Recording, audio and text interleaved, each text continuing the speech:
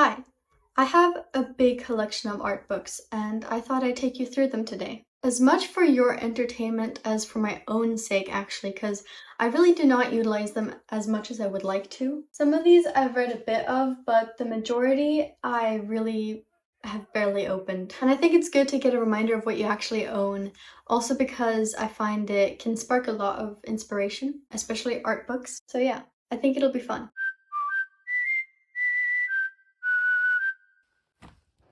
Full disclosure, the majority of these are actually not mine at all, but my dad's and my dad's mom's. And the ones that are about photography were my mom's when she did street photography in New York in the 90s. And before I start, I have to call attention to my shirt. It says art on it, so on theme. It's a Roy Lichtenstein shirt. See? How cool is that? Cool! I think it makes most sense to start with the ones that are mine.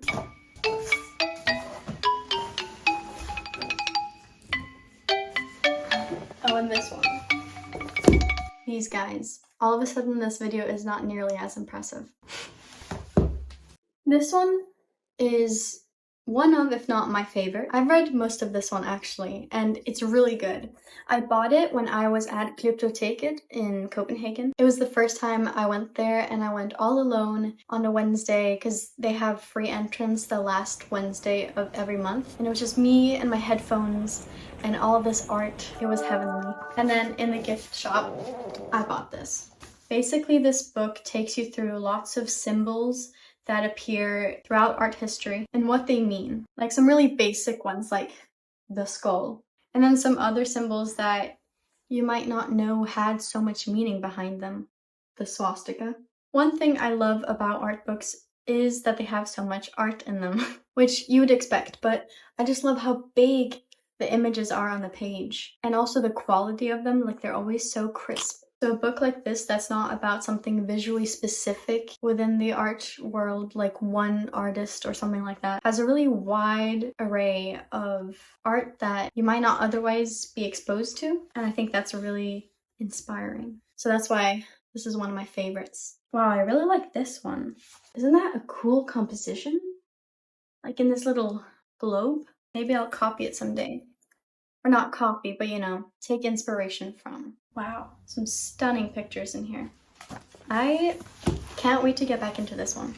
This is one I've also actually read most of, all about Frida Kahlo, which is an artist that I greatly admire. She's a cool person. And I feel like I've always kind of related to her. I mean, I've definitely not gone through the same traumatic experiences as her with, like she had polio as a kid and she was in an incident, like a trolley crash, and then I think maybe miscarriages.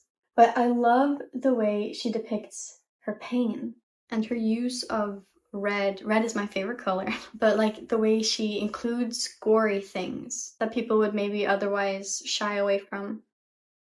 Like, that's intense stuff. And also her surrealist approach. I think she didn't really consider herself surrealist. She was definitely contemporary with the surrealist movement, but I don't think she herself considered herself part of it. And yeah, I've always kind of felt drawn to her stuff. What's the word I'm looking for? Like it resonates. I've liked her since like my preteens. This is also a book about a specific artist. This is about Renoir, but also about his friends, given the title Renoir and Friends. This one I've not read so much in. I haven't been so interested in Renoir as an artist. What? Not that I don't like his stuff. There was definitely a while where I was very into the Impressionists, but I think more so as a movement and reaction to the state of the world at the time, like with photography and all sorts of things, and less from a appreciation of individual artists that made up that movement standpoint. Oh, this guy I've drawn. This is also a book I got for Christmas, as the last two have been. 101 Things to Learn in Art School by Kit White. I don't know what this is about, really. 19. The human figure is a complex construction composed of a rigid frame overlaid with soft, rounded, elongated muscles. Are you taking notes? Learn to draw perspective. All art is political. I have some little tags here. What have I marked? For every hour of making, spend an hour of looking and thinking. That's true. I do a lot of just looking at my art. I think you have to. And the other one I had marked, sincerity is a non-value in art, a quote by Robert Storr. Once a work of art leaves the studio and arrives in the larger world, your sincerity is a weak predictor of the work's success. I also have this book, Color Inspiration, that my brother got for me. All these pages are just blocks of color, and each color palette is named after a city. So this one's Sydney, for example. It's a good one. Then I have a book all about watercolors and painting landscapes and nature. Oh yeah, I forgot, it goes by color. So this is gold. I've never been so super into painting with watercolors, but there was a time I really wanted to, and that's when I got this book. I got it when I lived in the US and my family did a road trip across USA, and I got it at a national park gift shop. I wish I could do that. The closest I've gotten is I made these two watercolors once. And then I tried to recreate it and it didn't go so well, so I think I was just really lucky that one time. And then the last one that's mine on this big bookshelf is this one, A Year in Art. It's a big brick of a book, and I have a lot marked here. It's basically just an artwork a day for 365 days. So the idea is that each morning you can flip to a new piece of work and admire it. I look forward to the next morning when you can flip the page once again. But yeah, and they also have a little quote next to them. Tell me, muse, of the man of many devices, who wandered far and wide after he had sacked Troy's sacred city and saw the towns of many men and knew their mind. Homer, apparently. Ooh, yeah, I'd marked this page because I really like the color palette of this piece by Vincent van Gogh. If you tickle the earth with a hoe, she laughs with a harvest. Douglas William Gerald. I'm not going to be nearly as detailed as I was with those books as I will be with these ones. I'm just going to flip through these, is the idea. See what we've got. Some books are in English, some in French, a lot in Danish, and maybe one or two in Swedish. As I said, they're mostly my dad's and my dad's mom, and my dad's side of the family is Danish. Oh, I have no idea who this is. Valentin Serov. Oh, this one's in German. Great. I can't speak German. Oh my god. So much text. All in German. What a close-up. That's huge. Here we have a book on Helge Reffen, whom I also do not know anything of. Did he design like staging for theater productions? I do love artworks that are very theatrical. This might be something to visit when in need of inspiration. The Greek museums. Oh, whoa. Like my mom's old homework. I've seen this painting before. I think it's from Minoan times. Beardsley. I know Beardsley. Although I really haven't explored his work as much as I would like to. But I know of him. I know his story. Oh, I like her.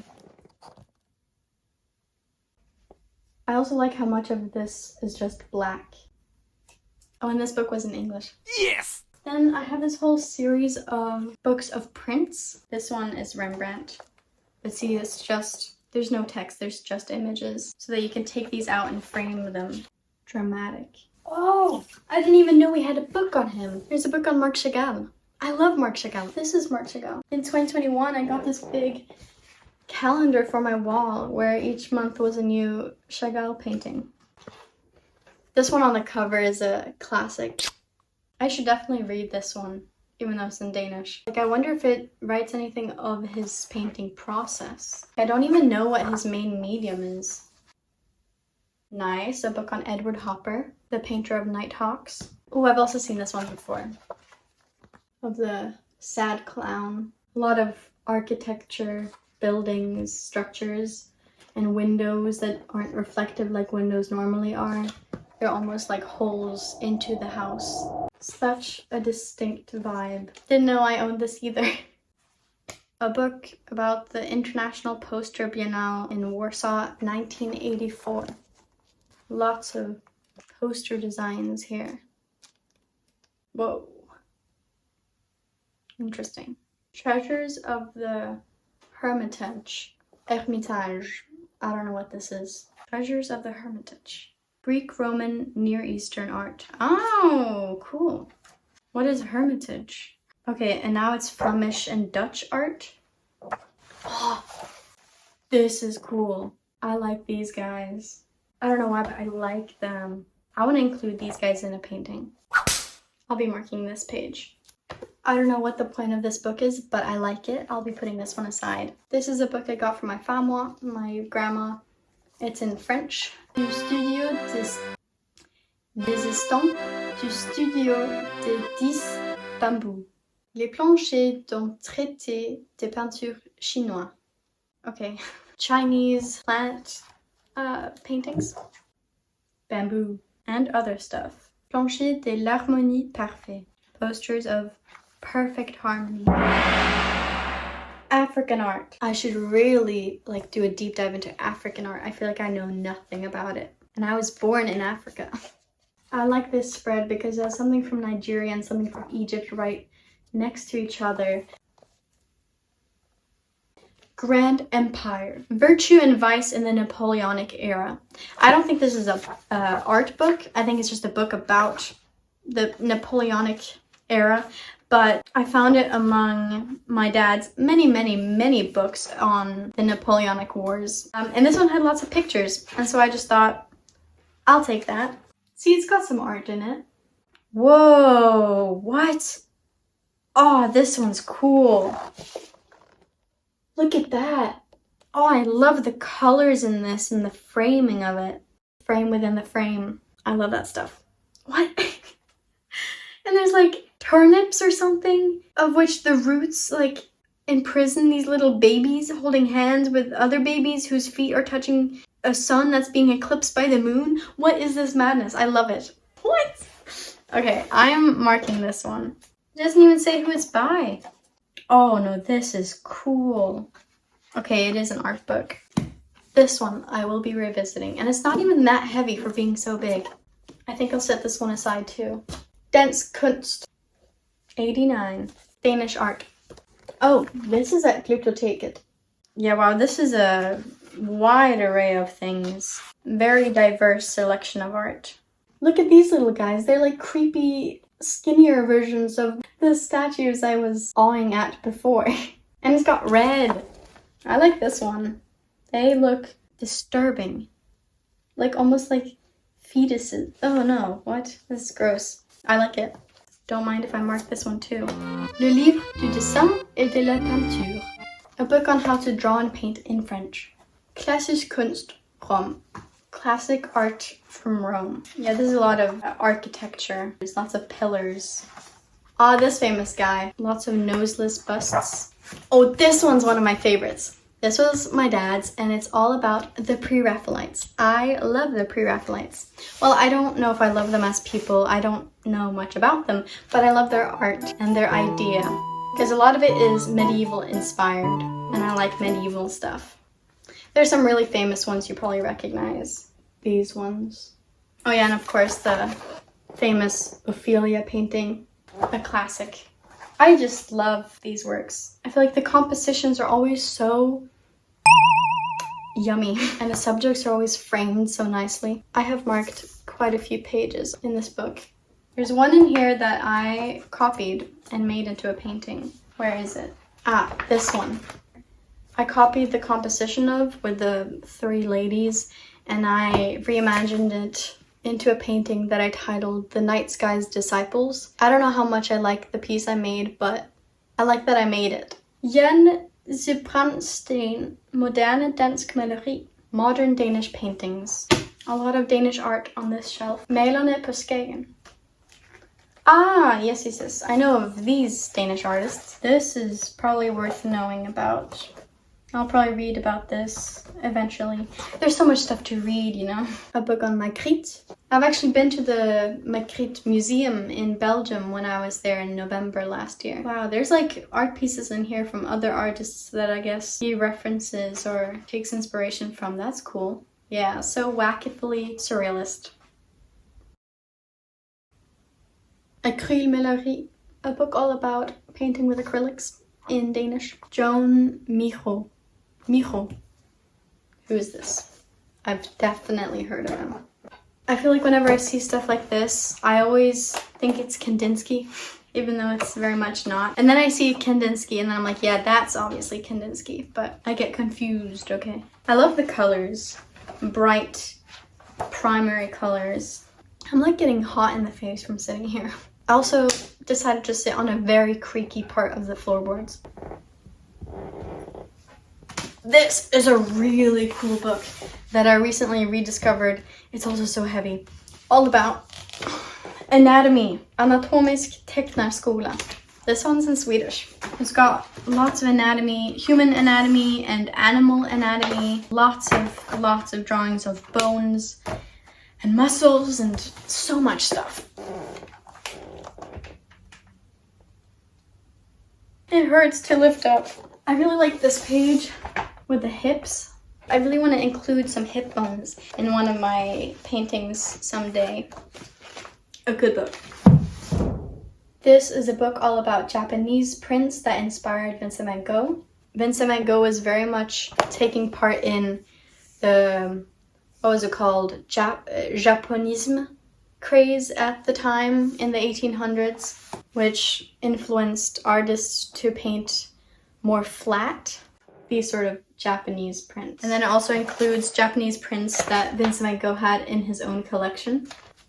A book on Magritte, another book on Beardsley. What the heck? It's the same. What? There's a hardcover and a soft cover. Why?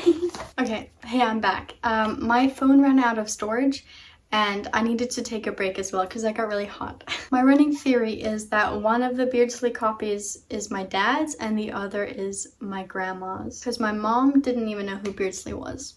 I also have a book on Cézanne. I know nothing about Cézanne, I just can recognize his work. There's also sculptures in here by some other guy. Oh. Giacometti, whoever that is. Oh, this one's violent. Ooh, I love the moody colors in this one. Wow, a whole chapter on aggression, gruesomeness, and sexual violence. Like this woman, like, in a white tent, surrounded by all these men of different occupations. There's a pope there, painter. Everyone, apparently. Kandinsky. Ooh, and it's in English. And then I have this big, heavy book on Rembrandt. This is like a proper big art book. Heavy, lots of photos, and like very glossy official pages. Also in English, this one. Ah, yes, this famous one. The Anatomy Lesson of Dr. Nicholas Tulp. Then we have Monkey Subdues the White Bone Demon, which is not an art book, but I thought it had really neat illustrations.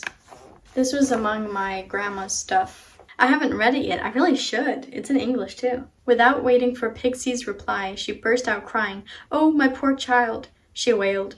"Who would have thought a Buddhist believer would come to such a tragic end?" Sure. Here we have a book called The Isms, Modernism's Art History. Impressionism, Expressionism, Abstract. That's not an ism.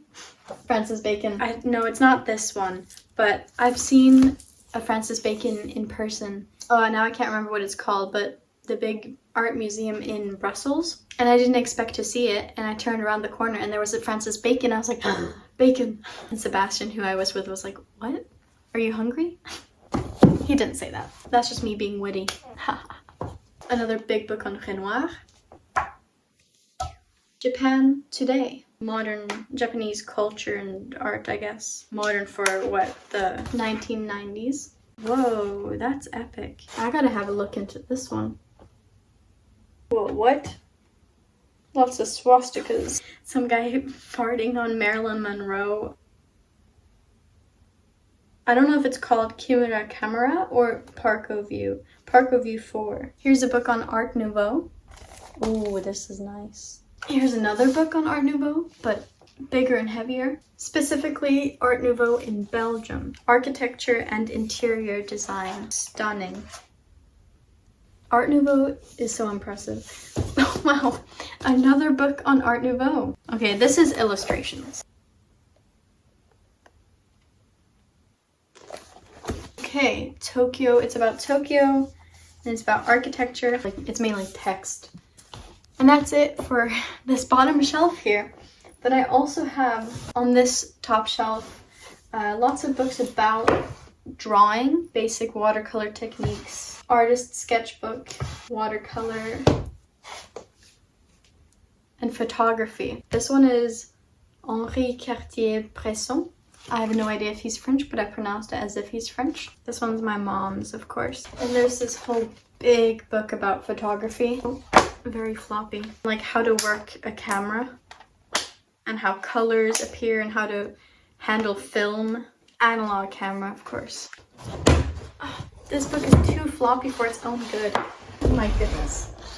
The portrait, how to take portrait photography.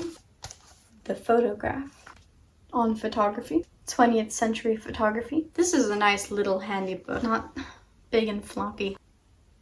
I also really like photography. I haven't pursued that hobby as much as I have painting and video editing and songwriting, but I was also really into photography when I was younger. Posters, a concise story. Vogue posters, Art Nouveau posters, whatever this is, posters. Georgia O'Keeffe, amazing artist. I love Georgia O'Keeffe. I went to, I don't know if it's called the Georgia O'Keeffe Museum, but a museum all about Georgia O'Keeffe when I was in New Mexico. I really like her approach of zooming in really close into an object and making a huge painting about that close up. A book about Egon Schiele. What I like about Egon Schiele's work is like this cover photo, when you can see the brushstrokes so visibly, but not in a way where it's like a buildup of color, like in maybe Impressionism, but it's like the thinning out of the color that makes the brushstrokes visible, which I think visually hints at a sort of vulnerability, thinning out of the paint, and then that being the flesh. It's, yeah, anyway, that's a book I have that I should read. Anna Enka, no idea who this is. And the very last selection of books are these small, really old books that were my grandma's. She had Renoir.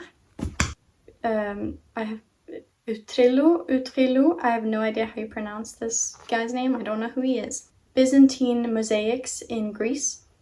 Pissarro or Pissarro. Bruegel. El Greco. Cézanne. Botticelli. Mexican paintings before Columbus. Middle Ages frescoes in Yugoslavia. Wall paintings from, I don't know what that translates to, in India. Buddhist paintings in Japan. Australian indigenous paintings. Temple paintings on Ceylon. Ceylon? Is that an island? And then finally, Roman and Gothic book paintings in Czechoslovakia. So like manuscript paintings, I think.